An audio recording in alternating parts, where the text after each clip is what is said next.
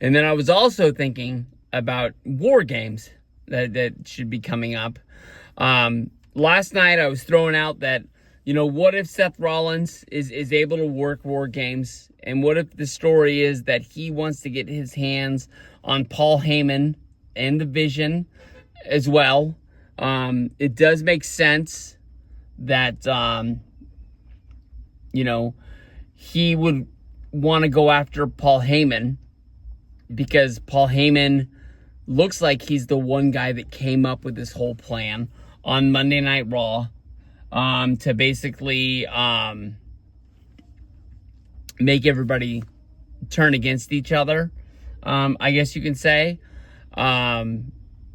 So would he have to basically come up with a way to get everybody who Paul Heyman has done wrong to and make a team? Like, is he going out and recruiting Roman Reigns and basically saying, like, we can go after him? He's the one who came up with the idea to turn on you at WrestleMania 41.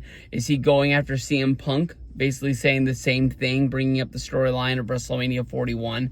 Is he maybe having to offer favors to these guys? Because the one thing that if he is able to wrestle, you got to be thinking that he is the current World Heavyweight Champion. So he could be like guaranteeing title shots. Like, hey, if you help me here, I'll make sure you get a title shot at the next pay-per-view, next Monday Night Raw, maybe something like that. Maybe he's giving him, some sort of a stipulation. Maybe he can pick the style of match. It does seem that it's kind of weird because they would both be baby faces in the match, going up against each other.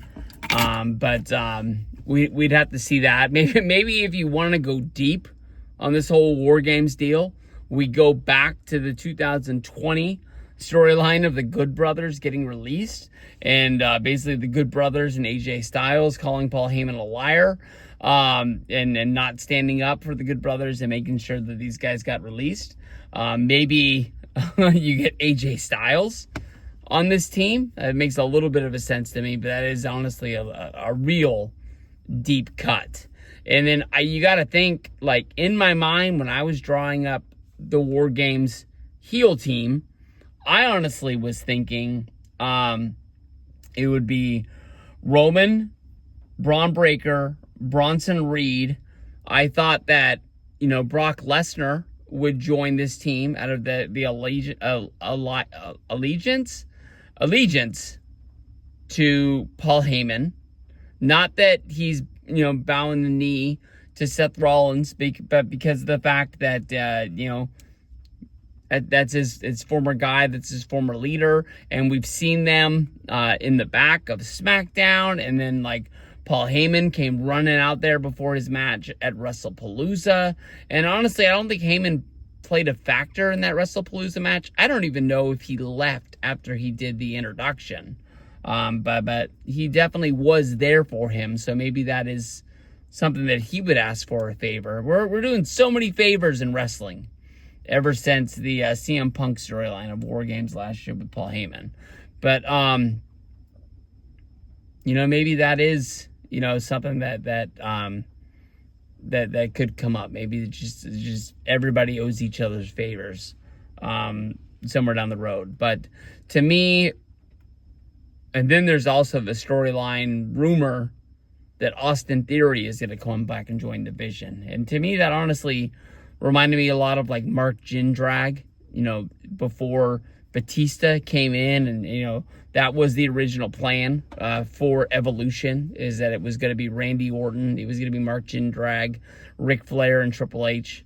But every time that Jindrak was around, they felt like he just wasn't in the moment, joking around too much, and then he kind of like made Randy do the same kind of thing. But every single time that Jindrak wasn't there, Randy was focused and he was ready, and he was ready to play the game to be a big star. So they just said, hey, no Jindrak, let him go, and then gave Batista the biggest jump basically of his life, basically joining that group to be the Muscle, which wasn't the original plan, but saw him break out WrestleMania 21 to be the biggest star in the company at that time. But my biggest question is that with Brock Lesnar, I don't think you can have Brock team with Braun Breaker and Bronson Reed, because although we haven't heard it come out of their mouth just yet, I thought the reason that Bronson Reed and Braun Breaker turned on Seth Rollins was because of the fact that they felt like they were the emerging star. They didn't need Seth Rollins anymore. Yes, it is weird for a manager to leave the champion laying and kick him out of his own group. But I think that was their basic way of saying that they want the championship for themselves. That's why Braun Breaker was holding up the belt, basically showing that he was the champion as he stood over Seth Rollins and CM Punk. I think that's what they were going for. And I think that if they bring Brock Lesnar in, it kind of makes it look like they got a new boss and they're just replacing Rollins with Brock. And if you're Braun and Bronson, you're two big dudes. But are you really surpassing them in their own group? They're not just going to, kick the leader out to put a new leader in place. This isn't like the new Nexus kicking out Wade Barrett and replacing him with CM Punk. I don't think that's where they're going. I think they think the future of Braun Breaker and Bronson Reed is now. And I honestly think they're trying to cash in on it, sooner than later. I think they're trying to get that done now. Then there's also in the back of my mind, I'm thinking, what if Seth Rollins has this as his big, huge plan?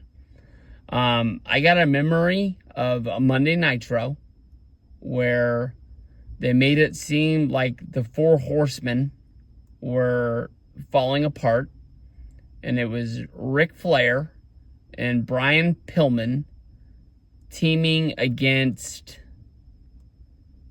I know it was Arn Anderson. I don't know who the fourth member was. I don't think it was Mongo. I don't think he was there yet. I don't think it was the man of 1,000 holds, Dean Malenko. I don't remember who it was, but I remember midway through the match, Flair just turned on Pillman and they beat the crap out of him, kicking him out of the Horsemen. And Flair, who had been a babyface for a minute, just became the biggest heel in the game. And I'm wondering, okay, Seth Rollins took a spear, but it's not like they really jumped on him and put a beat down on him. He hit him with a tsunami, but they didn't spray paint him. They didn't try to injure him by putting his arm inside of a steel chair and doing the tsunami, jumping on top of it. There was no insult to injury. What I was thinking when I was watching the number one contenders match was, you have Punk, you have Jey Uso, you got LA Knight, all out there beating the hell out of each other to have a shot at a match against Seth Rollins. And I was like, what if you just let these guys beat each other down? And then you guys just come down and you cause a disqualification. You beat these three guys up and you take them out one by one. Almost what they did, but they waited until Punk won the match.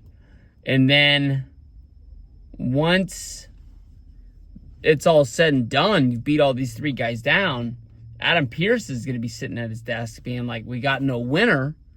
We can't have a championship match because I got no number one contender. I think if I was Rollins, that's the plan I would have come up with. And I don't know, kayfabe-wise, maybe Adam Pearce would have fined him. But how many number one contenders matches could they trick these guys with of putting Punk, Rollins, and LA Knight out there to beat each other up before they realized we got to stop beating each other up. We just got to go after these guys. It's a lot like when they were turning on each other before Clash of Champions, when they were having the Fatal 4-Way. And, like, Rollins was able to look at Heyman, look at Bronson Reed and Braun Breaker and say, like, no, wait, not now. Let them just do it to each other. And that's when we saw Jey Uso hit CM Punk with a super kick. And we had everybody turning on everybody to the point where we thought that, like, Jey Uso was going to turn, LA Knight was going to turn, with somebody joining the Vision. And it was just 3 good guys who couldn't find a pecking order to figure out how was the best way to get that belt off of Rollins. That's all these guys are trying to do, is get the belt off of him. But none of them have the pride enough to be like, okay, if you're champion, that's fine.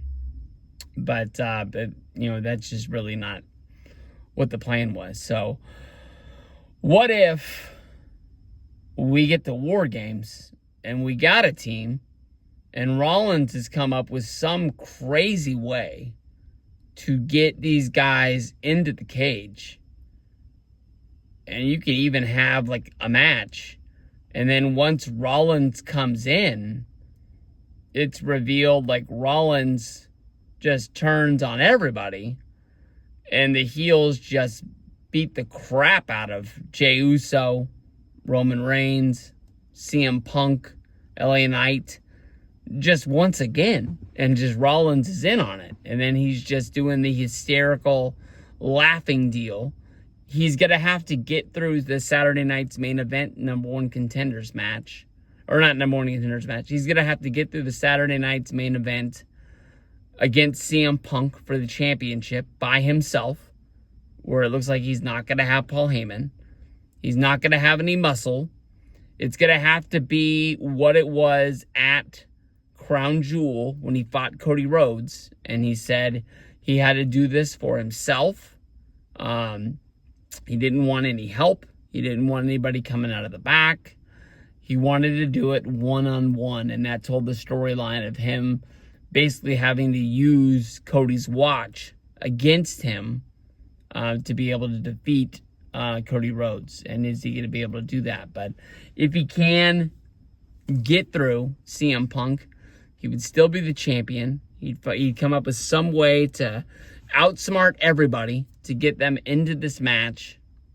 And maybe he does hand out those promises of championship shots. And maybe even though he wins this and he comes out the victor and he looks like the smartest man in the world, he has to pay on those debts and he has to give those championship shots out one by one. But it's not like he's going to hold the belt and not have to have matches at each and every pay-per-view and sporadically on Monday Night Raw or Saturday night's main events that come up. Plus, well, once War Games is done, we're pretty much on the road to WrestleMania. You got to be thinking that we're going to have a number 1 contender for WrestleMania come out, that we're going to have WrestleMania, and you're just pretty much kicking off the next brand new year of wrestling. So, even though there's a lot of question marks up in the air with Seth Rollins, is he hurt? Is he not hurt? I noticed that when Triple H put the tweet out, it was about CM Punk. It was about Saturday night's main event, but he did not guarantee that that's where the championship match was going to take place against Seth Rollins. I know that he wasn't getting checked out in Perth. For some reason, he was flying home to get checked out. So I don't know if that's happening today, if that's happening tomorrow. I really don't know how fast jets go to Iowa or wherever he wanted to get checked out at. I think it's like a 13-hour flight from like a New York City or something like that. So we'll have to see. I was planning on doing this as a live stream, but because of the fact that I'm sitting here with nothing going on, plus the fact I don't really know how to do the live streams off of my phone. I've barely knocked out how to be able to do them on my laptop, which I think I've gotten pretty good at. Like, I finally figured out how to put the comments up on the screen and stuff like that. So let me know what you guys think. Hope you guys stop by. I know it's not like a personal one-on-one like it is with the live streams. That's one of the best things that I like doing it. I appreciate everybody that always stops by and throws the comments out and gives me that cool Q&A thing. But I'll put this up as like a premiere once I get home. I got the 49ers video that I'll probably upload before this one. But I think once I get the kids all picked up, we had a fire last night. But that was my last piece of wood that I had. So maybe I'll run over to Costco, get some more wood, so I can have a fire tonight. I don't really know what the plans are. I don't really know what's going down. I don't know of anything that's good that's on Netflix that we're watching tonight, but I'm sure we'll figure something out. Did we watch Survivor last week? Oh, we watched Survivor on Wednesday, actually, because my girlfriend was sick. We've been watching it on Friday nights lately. Sometimes on Thursday. But, yeah. So that's what's going down at the Breach House. Maybe I'll run over and I'll pick that up. Yeah, get some wood for a fire. Maybe I'll get a secret hot dog snack while I'm over there. Maybe a piece of pizza. We'll see. Peace out, everybody. I'll see you guys down the road. And thanks for stopping in. Peace out, guys.